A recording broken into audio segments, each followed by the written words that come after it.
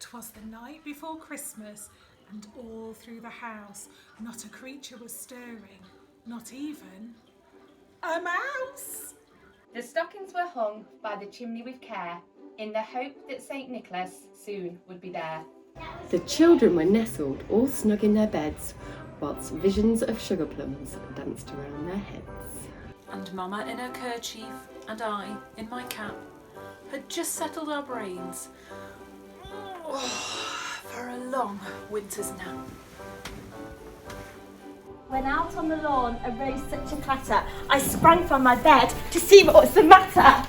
Went to the window, I flew like a flash, tore open the shutters and threw up the sash. The moon on the breast of the new fallen snow gave a lustre of midday to objects below. When what my wondering eyes did appear, but a miniature sleigh and a tiny reindeer. With a little old driver, so lively and quick, I knew in a moment he must be St. Nick.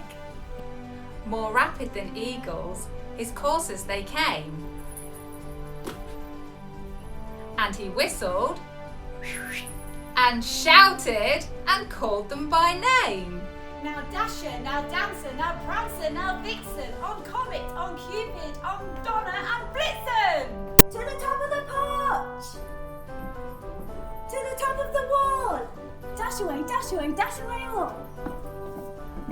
Leaves that before the wild hurricane fly, when they meet with an obstacle, mount to the sky. Up to the housetops, the coursers they flew, with a sleigh full of toys and St. Nicholas too. And then in a twinkling I heard from the roof a prancing and pouring of each little hoof. As I drew in my head and I was turning round, down the chimney St. Nicholas came with a bound. On in fur from his head to his foot, and his clothes were all tarnished with ashes and soot. Underloved toys flung on his back, he looked like a peddler just opening his pack. His eyes, how they twinkled, his dimples, how merry, his cheeks were like roses, and his nose like a cherry. A stump of a pipe he held in his teeth, and the smoke of his head like a wreath. His droll little mouth was drawn up like a bow, and the beard on his chin was as white as snow. He had a broad face and a little round belly that shook when he laughed like a bowl full of jelly. Ha ha! And plump, a right jolly old elf. I laughed when I saw him, in spite of myself. The wink of his eyes and twist of his head soon gave me to know I had nothing to dread. He spoke not a word, but went straight to his work, and filled all the stockings and turned with a jerk. And laying his finger aside of his nose, and giving a nod, up the chimney he rose.